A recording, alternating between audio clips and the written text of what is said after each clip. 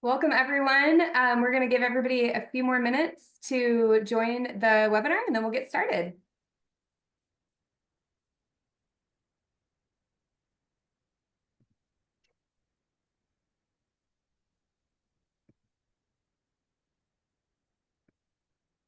Okay, it looks like we still have the count going up here.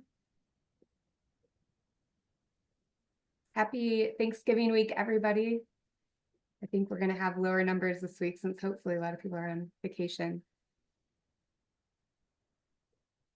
Okay, well, it's going to continue to tick up, but we have a lot of content to cover, so I want to go ahead and get started. I'm Stephanie Filer, the Executive Director with Shelter Animals Count, and I'm so excited to welcome you all to the first of a series of webinars that we are doing in partnership with our partners at Hills Pet Nutrition. So only in a few more weeks, we're going to be concluding our fourth consecutive year of challenges with shelter population imbalances. And this webinar is going to talk a lot about what we can do related to using our data to help more cats, especially kittens. We've talked a lot about dog headlines right now, and dogs being a challenging group in shelters, especially large dogs.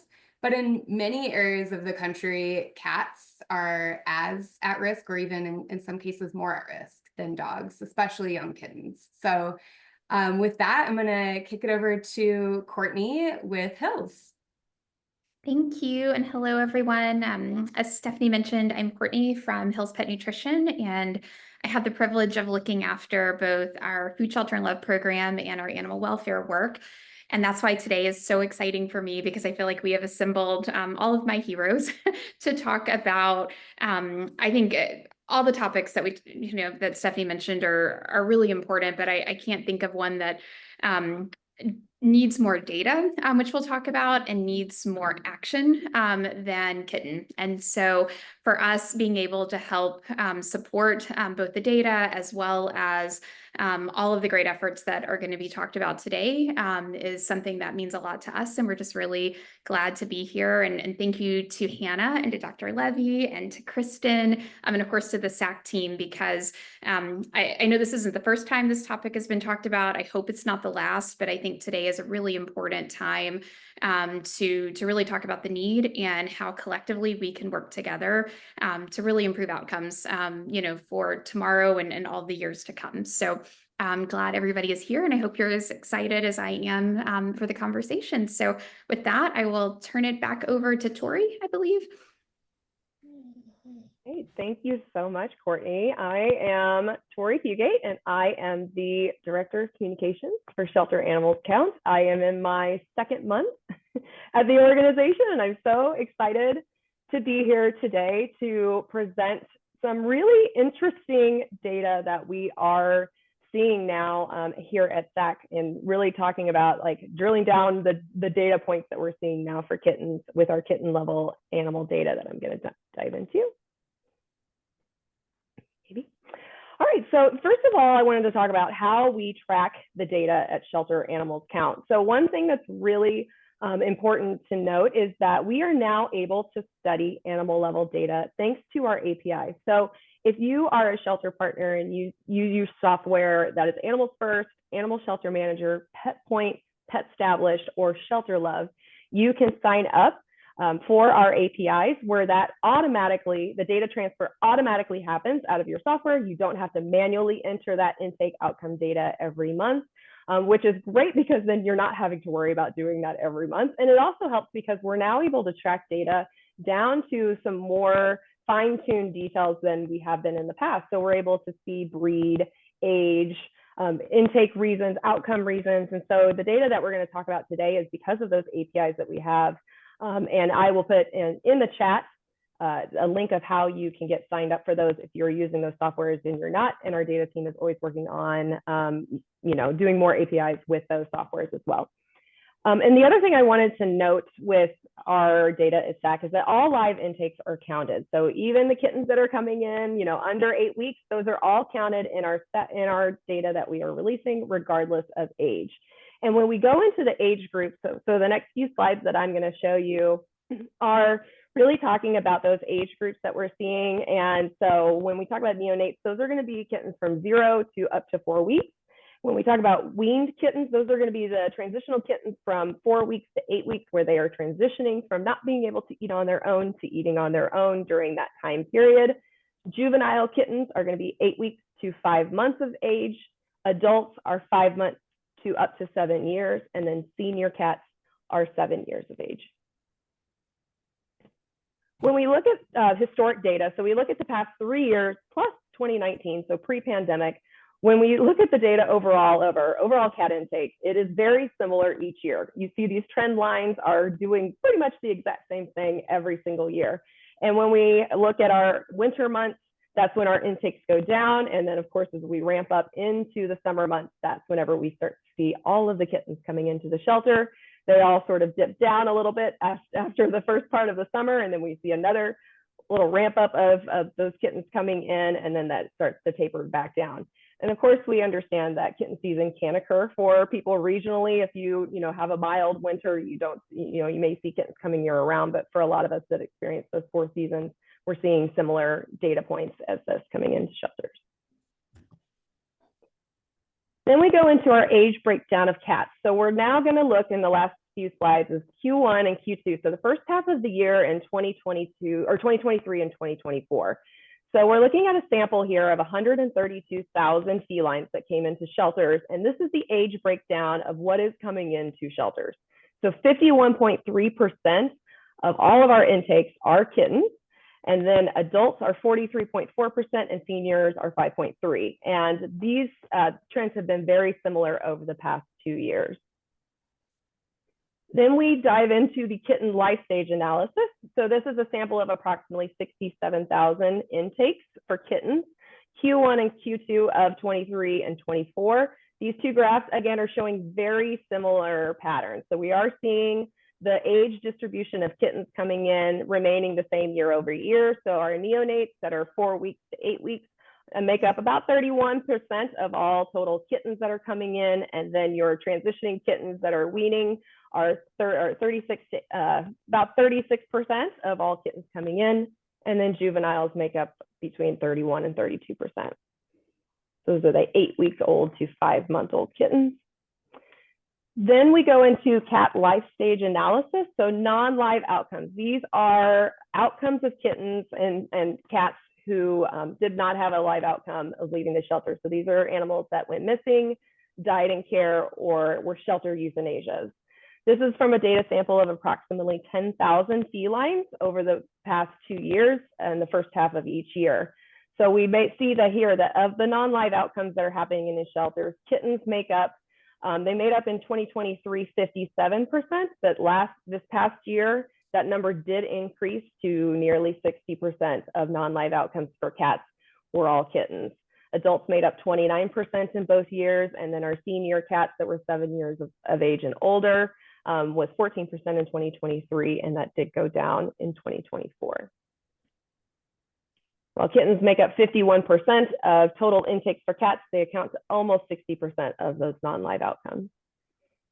And then we even go down further to a data sample of approximately 5,800 kittens. So this is a breakdown of non-live outcomes for kittens that are coming in, so under 5 months of age or older.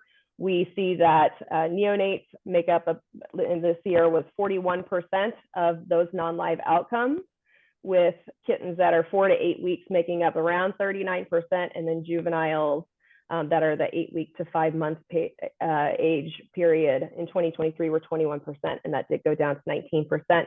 And I will note that of the non-live outcomes, 40% of those were died in care, and 60% of those were shelter euthanasias.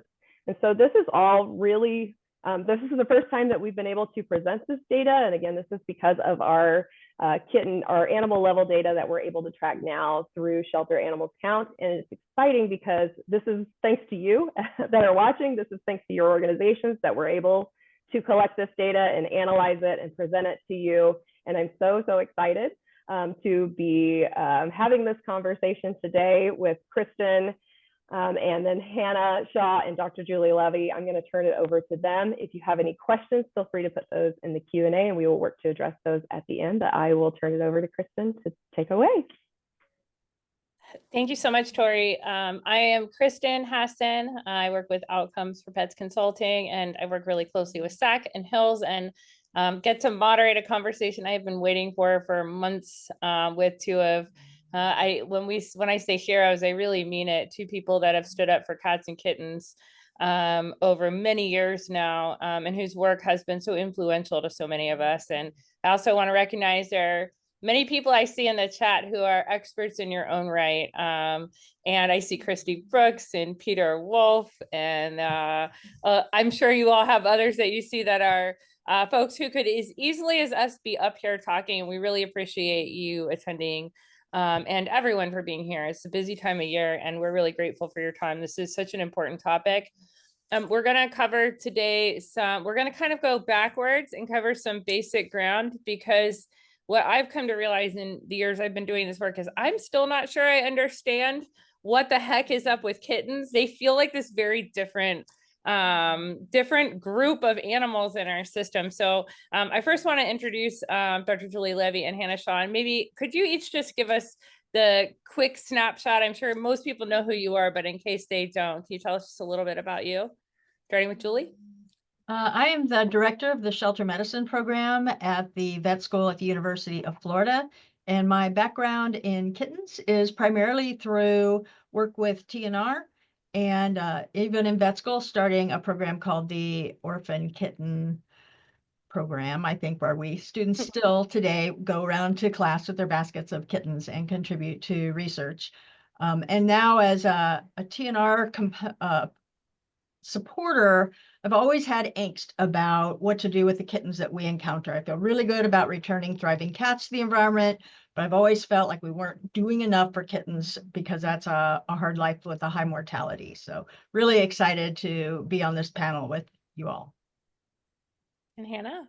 Hey, I'm Hannah. Most people call me the Kitten Lady. I have made kittens my life's work. So I'm a humane educator. I work on both ends of the spectrum. So I work with community members, but I also work with shelter professionals, work with the veterinary industry to try to improve outcomes for specifically the 0 to 8 week kitten population. I do a lot of talks, a lot of webinars, video creation. I have a number of books. And then I also am the founder of a national nonprofit called Orphan Kitten Club.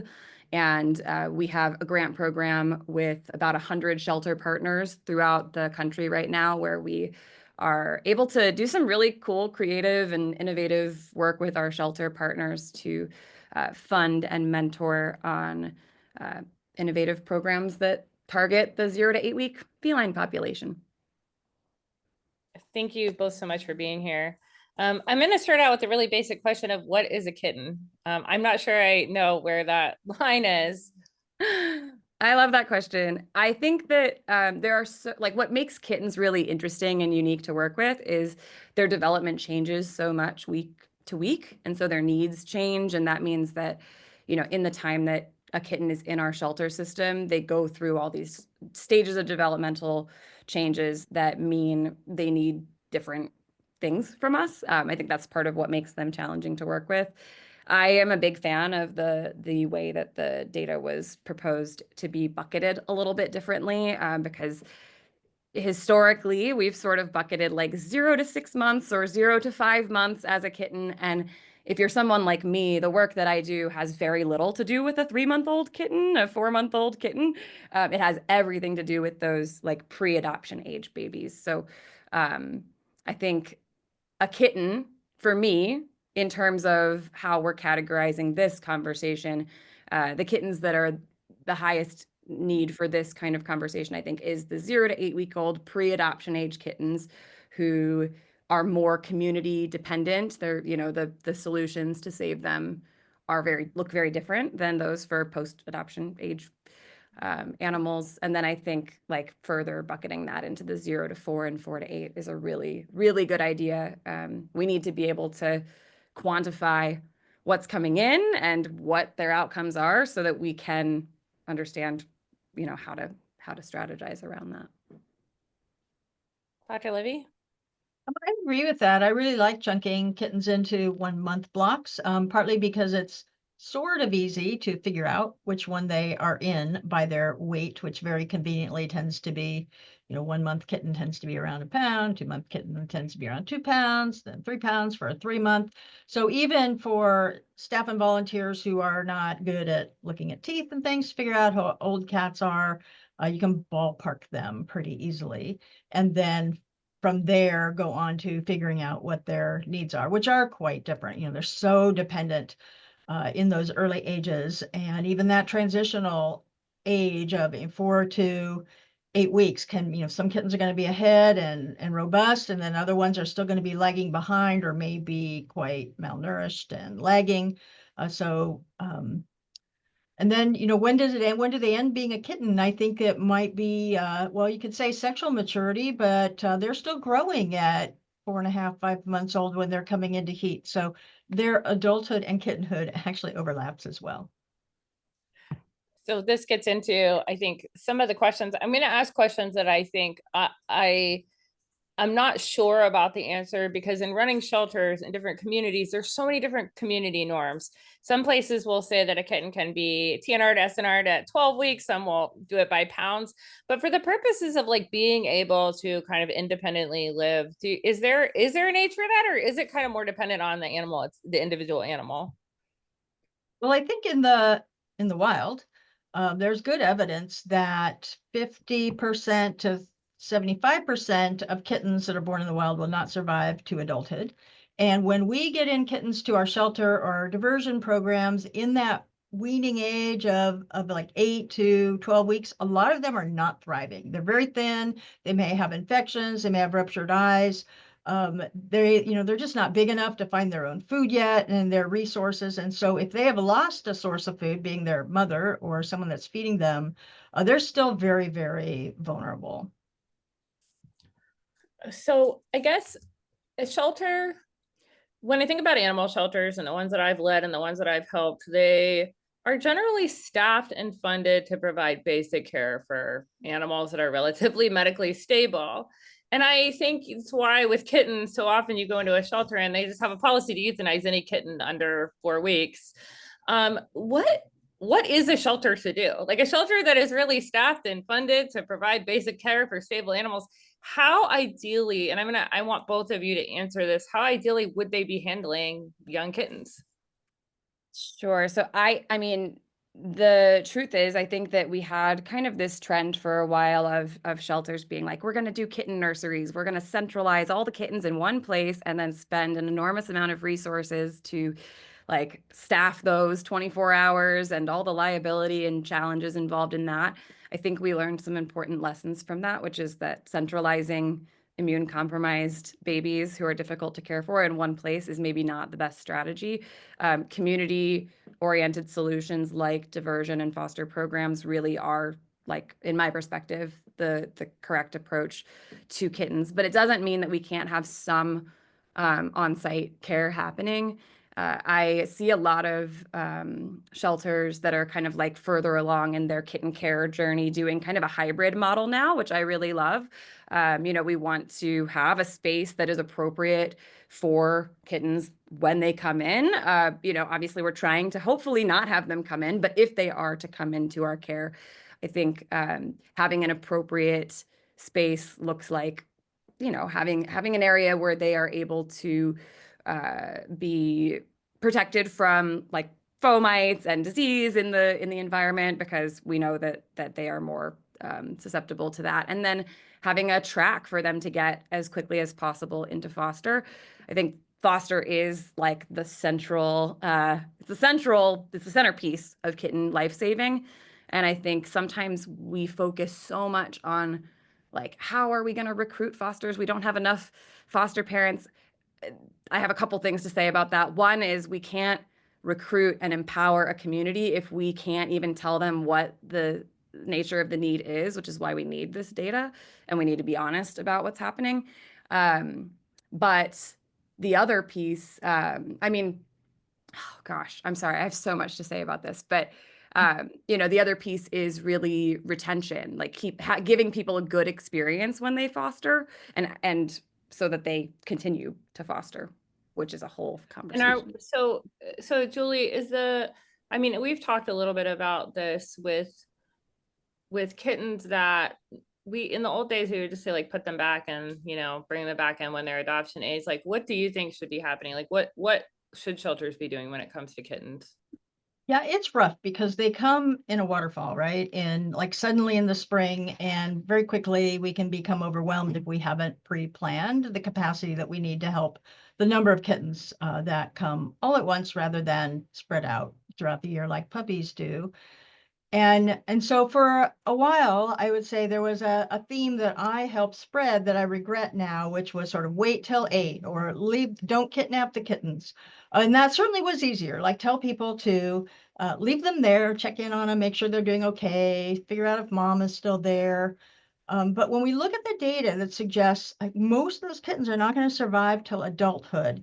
And there's also some good modeling in that some ACC&D has done that showed, you know, the hugest way to reduce premature mortality in cats is just do massive neutering of community cats so that kittens aren't born in the first place. I think we were out of good intent to leave kittens outside because conditions in shelters were so difficult and risky and there's so much pan-luke that we went too far, and that we need to come back to really focus on a safer network for kittens. And for a couple reasons. One is their risk in the community, but also just seeing them when they do come in being pretty frail and sick and injured. And also, if you wait very long, then they come in shy. And now you're stuck with socializing shy kittens that aren't getting adopted so fast. So I would really say that, and then I also think for myself, and I've talked to my friends like Kate Hurley and others who have said the same thing, like we're telling people to treat them like wildlife and not kidnap the kittens. And not a single one of us felt like we could walk past a litter of kittens that we found and ignore them in good faith. So we have to realize that our intellectual vising about this was not matching up with what most people's compassionate response wanted to be. Yeah, I really appreciate that. I think that, you know, there can be an oversimplification when it comes to pathways for kittens. Sometimes it's like, you know, just leave them where they are. But people in the public are not stupid. If they find kittens that have maggots all over them, they will only, by being told to turn, that the shelter will not help, they will only feel a fracturing of that relationship with the shelter. And I think we have, you know, an opportunity, like a huge opportunity to take these people, especially when we talk about recruiting and retaining support from the community, which we need so badly for this population, like people who are calling with concern about kittens. It's a tremendous opportunity to turn those people into foster parents. I always try to remind people how so many of us got involved. I mean, I got involved. I wasn't a cat lady until I found a kitten. Finding a kitten can be a profoundly life-changing experience if we let it be for the person. So I am a big supporter of diversion programs, but I really love diversion programs that kind of like, rather than just the turn away method, it's like the bringing in, not meaning into the facility, but bringing into the community of the shelter. Like, how can we take this person and thank them for their compassion? There's a lot of really cool models of how to do that. But how can we get them in our system, give them a good enough experience that maybe they sign up to foster more kittens in the future. Maybe this becomes like our rock star person, you know, if we give them that good experience. And then we get the data, which we need.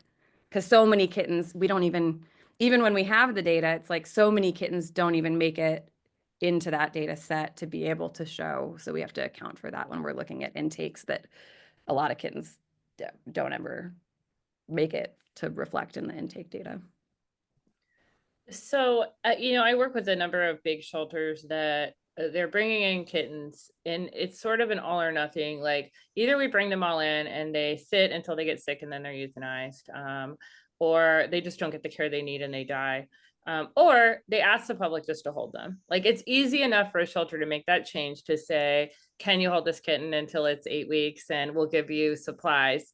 What you're all talking about, and I think I can hear the hesitation in shelter workers' brains saying, well, we don't have anyone to manage fosters. So either people are going to hold them or we're going to bring them in and do the best we can. And that is a real concern right now. I think shelters are facing budget cuts. They are already thinly staffed. What would you say to them if they are trying to figure out how do we do the best possible thing when the series of choices don't feel great? I think that we've majorly underutilized seasonal staff for this issue. You know, as I mentioned in my intro, Orphan Kitten Club, we're a funding organization that funds innovative programs in shelters. And one of our main things that we like to fund is kitten-focused staff, which even a couple years ago, I don't know if I had ever seen somebody with a title that had the word kitten in it, but we're trying to change that, you know, because just look at the data that we do have. It's, you know, we're talking about maybe up to like a third of the animals coming in, of the cats coming into our shelters, especially when you look at like the stray subset of that. Kittens are coming in, you know, from outside traditionally. We know this. They're in the boxes and the buckets and the laundry baskets, and they're coming in. And like without having, you know, you can have a program. If there's nobody to run the program, then it doesn't happen, right? So I think having personnel is like prioritizing having personnel that is seasonal for that. And I think if we even think about that kitten season chart that you showed, which I really like, you can pull that for your own, if you have that data, month to month data for your shelter, you can look at like, okay, when would be the right time to prioritize having this additional kitten focused help? And then that helps you backwards plan, like when do you need to hire, when do you need to train, how many hours do we need these people for? It is an expense. I mean, we are accepting partner applications, so I'll just say, like, I mean, there are funding opportunities out there for this, and our committee loves funding seasonal staff.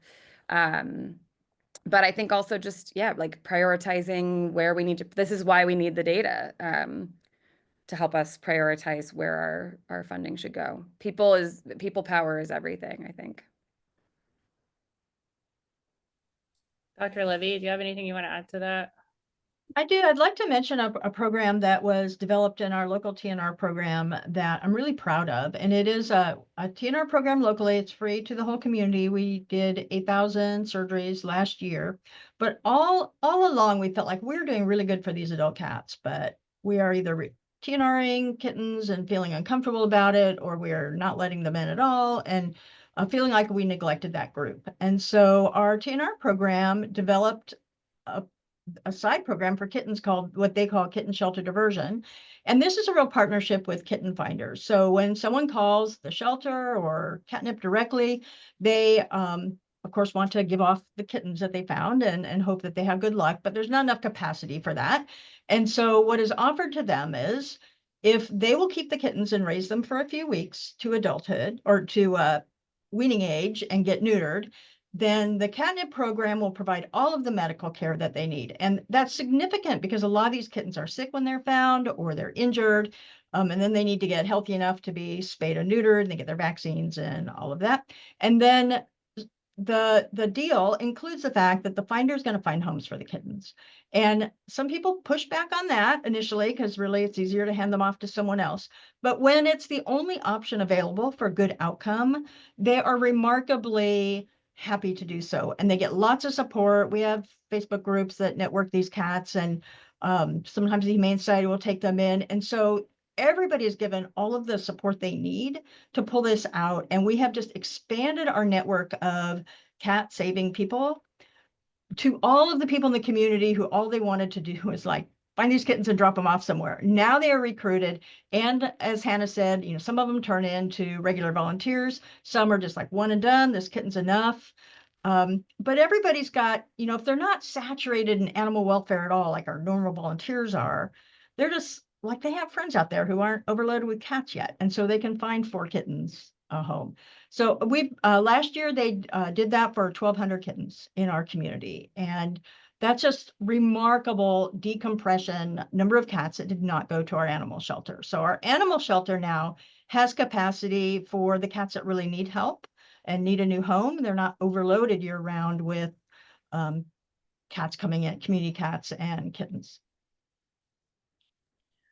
I really appreciate those thoughts. And I think when we probably have shelters and rescues on here now that they know they can predict that in April and May things are going to go crazy.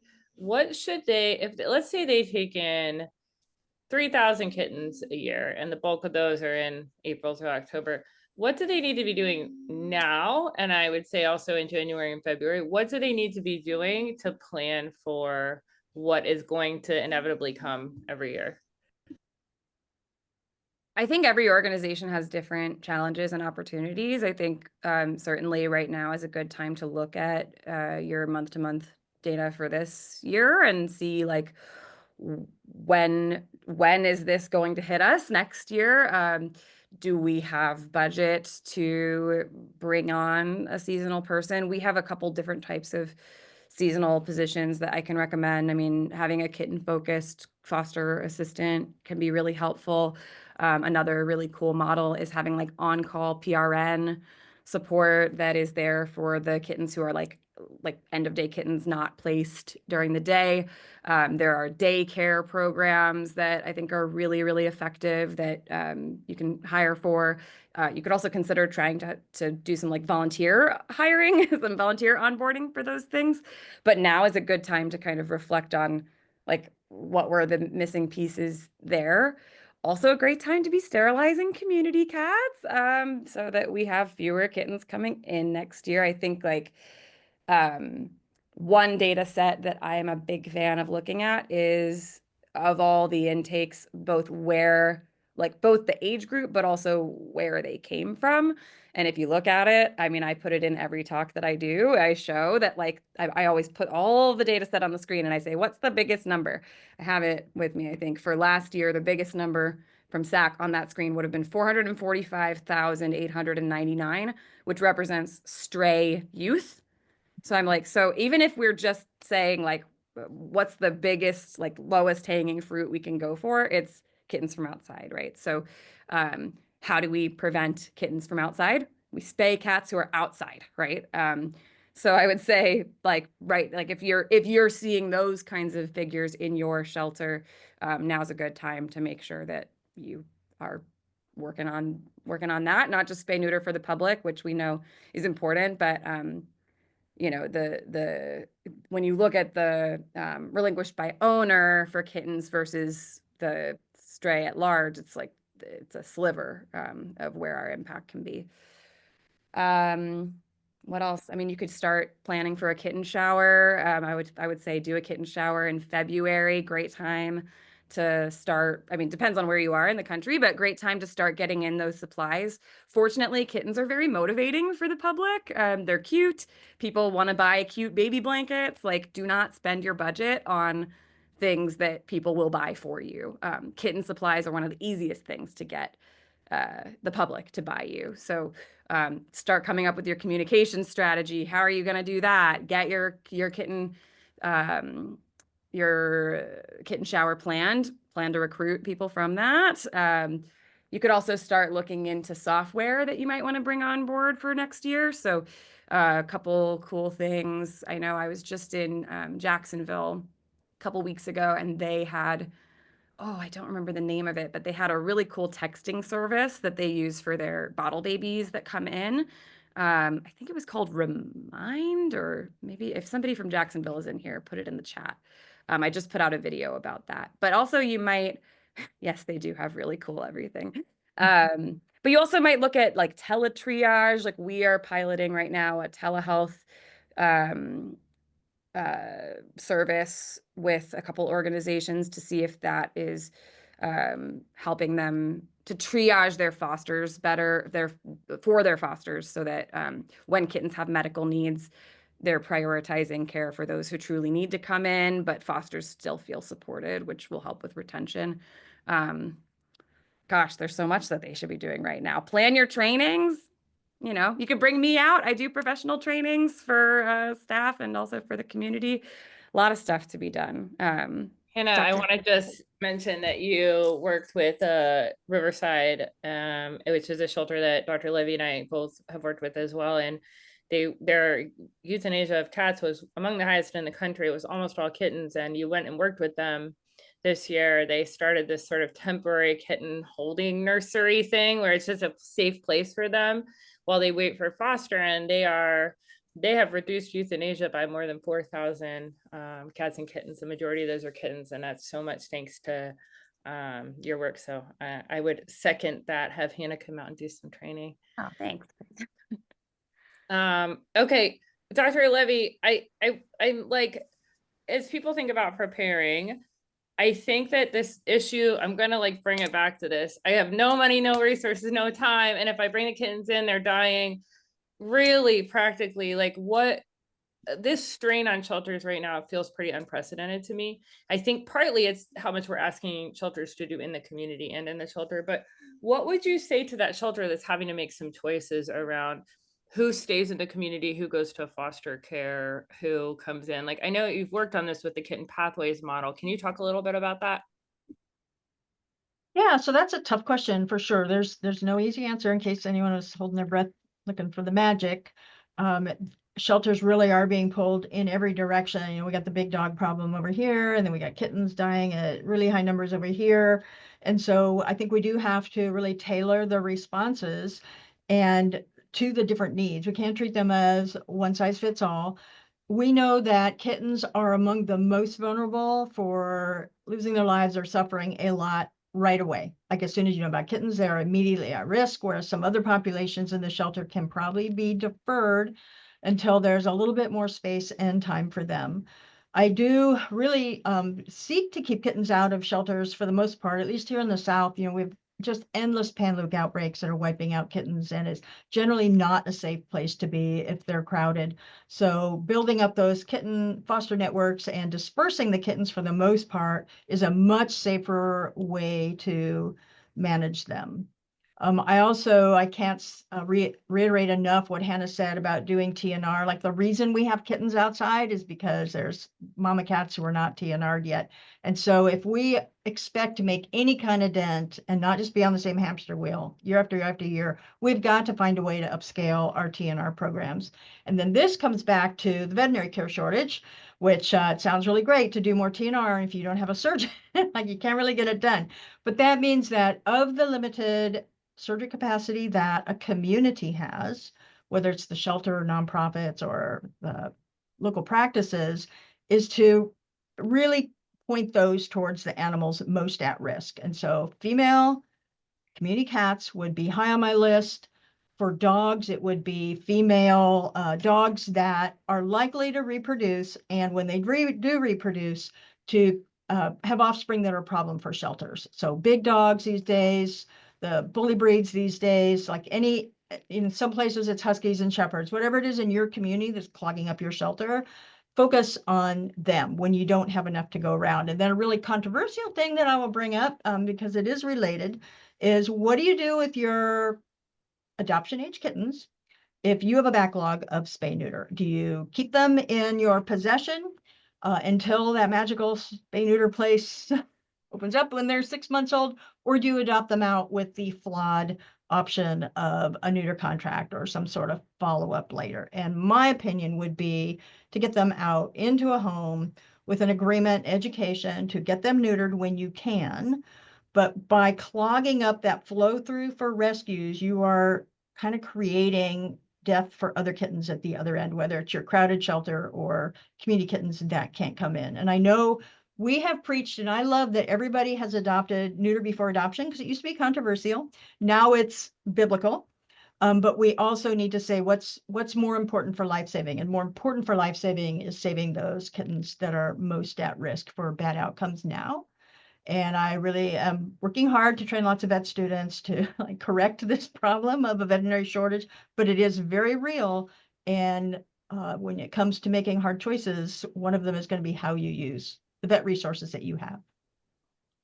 Thank you. Hannah, you've talked to me, you like schooled me and how different ages of kittens, it's not even just month to month, but it's week to week. And I'm wondering, you've talked about sort of, I think like it isn't necessarily the youngest kittens the most at risk, but if you're running a shelter and you're sort of trying to figure out who goes where and who needs the most attention, how are you thinking about those first 8 weeks? Can you just talk a little bit about that with us?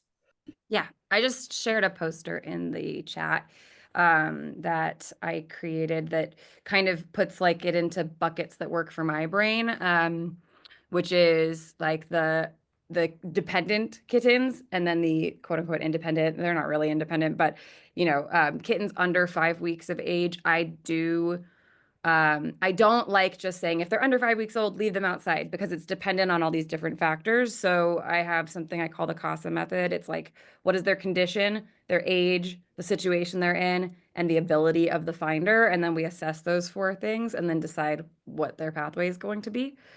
So that poster is linked in the chat. But if this kitten is like a potato shaped, good, they look good, they're clean, they're shaped like a potato, and they're under 5 weeks, and they're in a safe situation, they should not come into our shelter for sure. I do think that this is where the wait until 8 kind of thing is the question. Do we wait until 8 or do we bring them in after? I think every community is different. We have to acknowledge that. But if you have the capacity to bring them in after 5 weeks, I think it's a shorter term amount of time for the foster parent, which is nice. But it also allows you to get that critical socialization age, hit those, get a couple vaccines in them before they're able to, make it to adoption age. And I think that they will ultimately have like better outcomes if we get them in. Like I love 6 weeks is a great when I'm talking to somebody and they say, I found kittens outside, if they're 6 weeks, I'm like, scoop them up and like start doing stuff for them right now. This is like the most important age to be getting hands-on with them and getting their like preventive care met. And then the third bucket is kind of our like post-socialization age kittens. And that is where like, maybe you want to say it's controversial. I don't really know that I think it's controversial, but I think it's just depends on where in the country you are. For some, like if you're in Florida or Southern California, there might be orgs that are, returning to field kittens as young as 8 weeks of age, which I know if you're in Washington State sounds like absolutely barbaric, but it's just we're dealing with different things, right? So sometimes that's 12 weeks, sometimes that's 8, 10 weeks. You just have to look at what works for your community and make the right,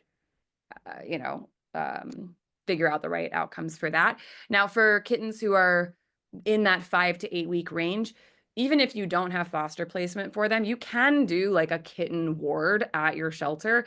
They just shouldn't be going into Gen Pop. Like they should not be with the adult cats, in my opinion. We at Orphan Kitten Club, we outfit a lot of spaces, and it's not necessarily 24-hour care spaces, but spaces that can meet the needs of those kittens who are in that kind of transitional phase. And it's just a couple of weeks that they're in there. But they do have a higher need for instance, like you should have a sink in that space. People should be wearing gloves and having like higher biosecurity with this population, especially if they're going to be cared for on site. Yeah. Okay. So this question I'm getting a lot more of lately, which is why are we even in, Julie, I want you to talk a little bit about this because this is a thing I think we've talked about a lot that you're so insightful about is why don't we just stop doing sheltering and just mass spay neuter? Would that, if we just invest everything in spay neuter, will that just stop the intake and then we'll have solved the root cause and we don't even need shelters anymore? I wish it were that easy, but I think we do need both. Because there are animals here and now that need help, and we need to build programs to help them. However, the real magic will come when we have reduced the need for help. And so it is a little bit about that, story of like pulling babies or puppies out of the river. Like they're right in front of you. Of course, you're going to pull them out of the river, but then somebody's going to say like, why are they in the river? And they're going to go upstream and like figure out why they're falling into the river. We need both campaigns. I do work with a group called the Alliance for Contraception in Cats and Dogs, and they've been working really, really hard to develop non-surgical contraception. And I think that will be the magic bullet, but it isn't anywhere close. So we do have to develop better, more effective, more streamlined, better funded spay-neuter programs to help cut this back and really make sure that they're targeted towards the areas of greatest production of kittens. 85% of pet cats are neutered. Only 2% of community cats are neutered. The source of kittens is overwhelmingly community cats. So when we look at our limited bandwidth, where do we put our energy and our humane education and our resources? We can pound away at that last 15% of people who really don't want to neuter their pet cat, or we can just open the door to the clinic and let cat caregivers flood in with no effort at all with their trapped cats. And that's really where we should be doing that. Yes. I think I want to bring this back to the whole like point of this conversation, which is about data, because if we aren't looking at and getting curious about these things, then it kind of, for people like me, and I think you, Dr. Julie, it feels a little maddening when it's like, why do we have all these kittens? It's like, well, like, let's talk about the birds and the bees and like, how does a kitten end up outside? Like, they're not dropped there by a stork. We know this. They come from community cats. And then we can look at so much in the data about like what the outcomes are for these animals. I think there's like absolutely no doubt that community cat spay neuter would have a big impact. But I think to your point, we also need the other end of the spectrum is like for the animals who are coming into our care, what is happening for them and what are the solutions that would help them. I think one of my biggest like sadnesses about the lack of data that we have is that it is hard to empower the community when the community is so confused about this population, because we can't definitively give figures of like what the outcomes are for these young kittens. And so I think on the community level, that's hard. It's also hard to convince funders and to lobby municipalities and to get to like the people who are the change makers, whoever is like making it, I mean, I've done a lot of work with policymakers and they want figures. And if you can't give figures, then how are you going to get the money? How are you going to get the budget to be able to do these things? I think if we have the figures, it's very clear, like one, we need more staff positions, like, and more funding generally for this specific population. And two, we need to get upstream of it, like you say, and focus efforts around community cats, which I just still cannot believe is even a question. The other thing I'd like to pull in is concept of leveraging the private veterinary community in solving this. And one thing we know from much research, it is very safe to spay and neuter kittens at 6 to 8 weeks. And we are trying to train our vet students to do that. But then we hear all the time from rescue groups and TNR programs that they can't get local practitioners to spay and neuter kittens. And we also know they can start coming into heat when they're 4 or 5 months old. So there is a campaign called Fix by 5, which is to try to get all cats and neutered cats spayed and neutered by the time they're 5 months old. And I just had the opportunity, and I think humane movement's all on board with that. We're happy with it. The private practice community, though, is still really hard, kind of stuck on 6 months to 12 months as a neuter age. And I just saw some data from 4,000 private practices that shows the peak at 6 to 12 months. And so I think we need to work in some way to bring that education to our private practice colleagues, just to open up that bottleneck that we have right now.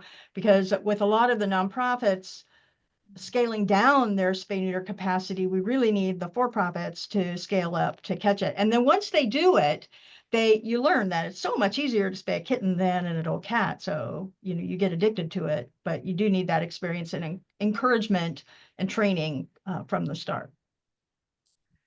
To you guys, so I mean, I think to be clear, one of the things I'm asking about is if we go to our local government, we say we need to invest $4 million more a year into spay neuter, and they say yes, and then all of a sudden they're asking, why are there still kittens coming into the shelter?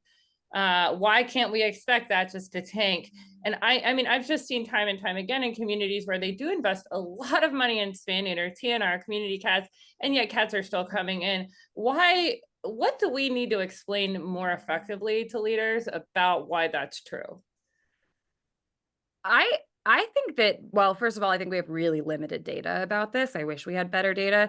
I have seen figures of like orphan kitten reduction, like dramatic orphan kitten reduction in shelters that have like a really strong TNR program. I think sometimes we confuse shelter neuter return for TNR, and like there's a difference between proactively going out and just like reactively spaying and neutering, which I, by the way, like think every shelter should be doing shelter neuter return. But I think like the proactive piece is also something worth looking at.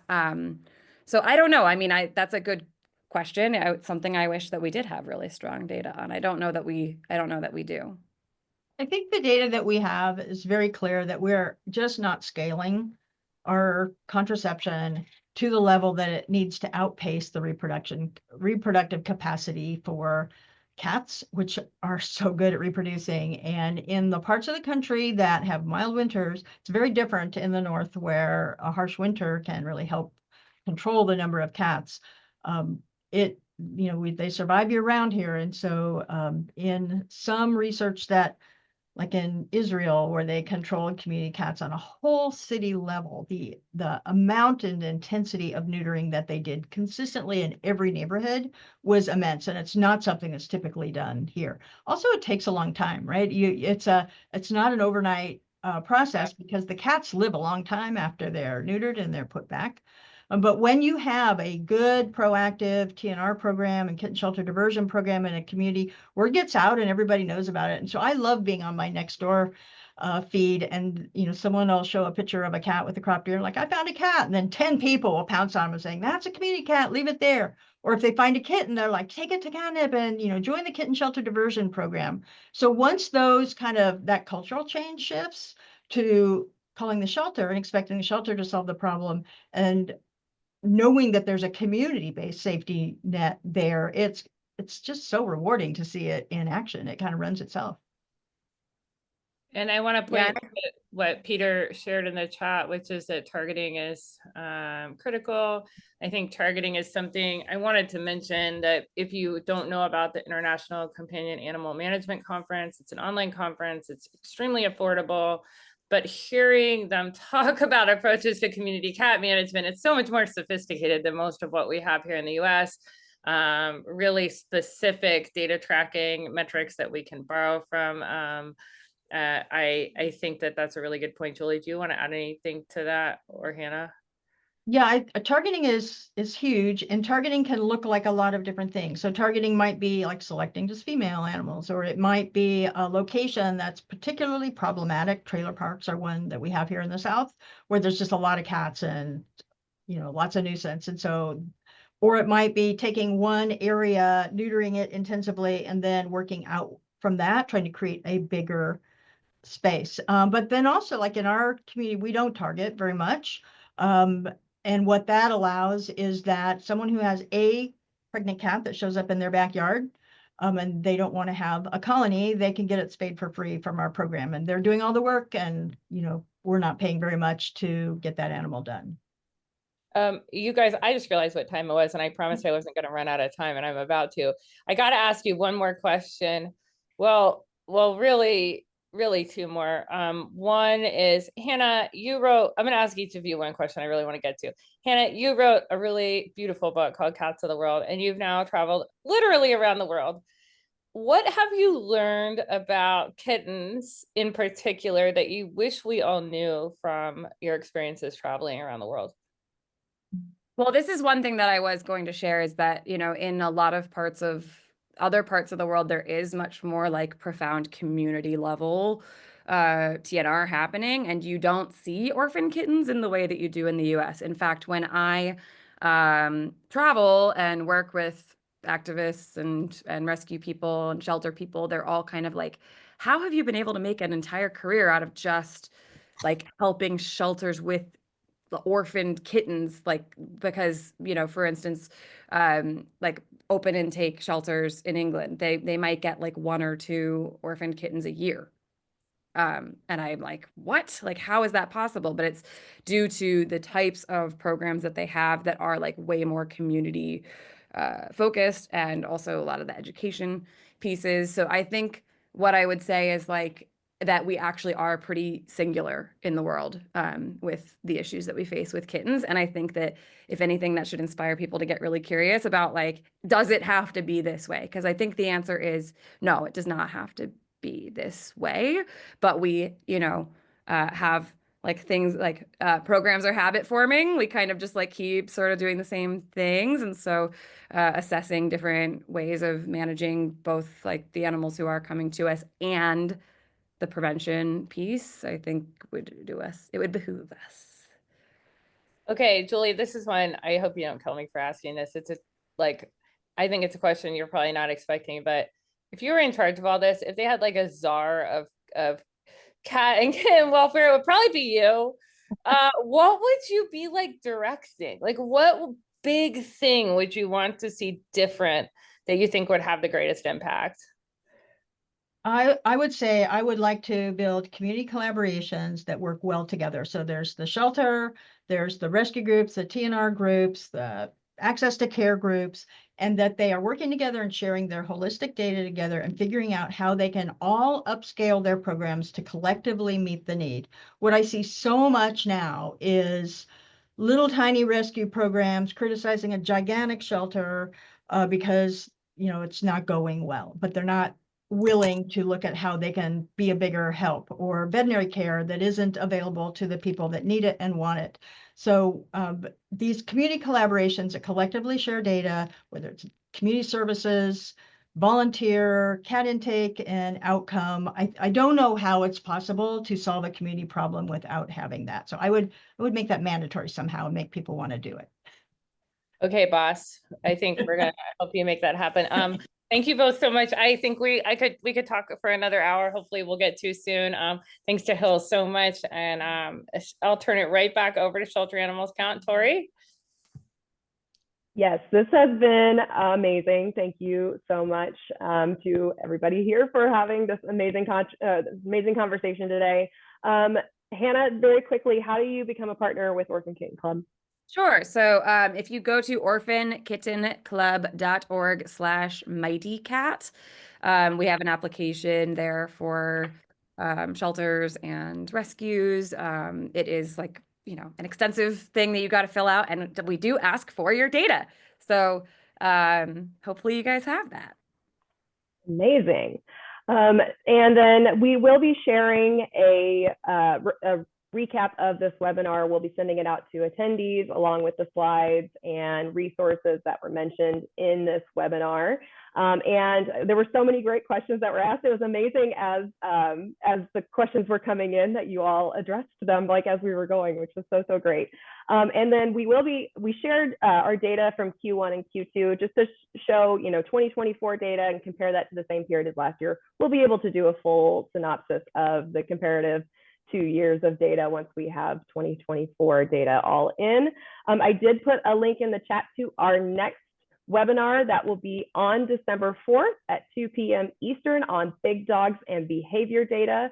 So along with kittens, we have heard a lot of talk this year about big dogs and behavior, and we're going to have another really great discussion with Dr. Gunther and Erica at Virginia Tech. And so we're really excited about that one. Kristen will be leading that conversation again. And you can go to our website at shelteranimalscount.org to get registered for those. And then we will be launching our data basics workbook in December. That'll be the first of its kind, where we are going through a lot of this, how we, you know, work on data standardization, things that you can do with your team to, you know, improve on your data practices.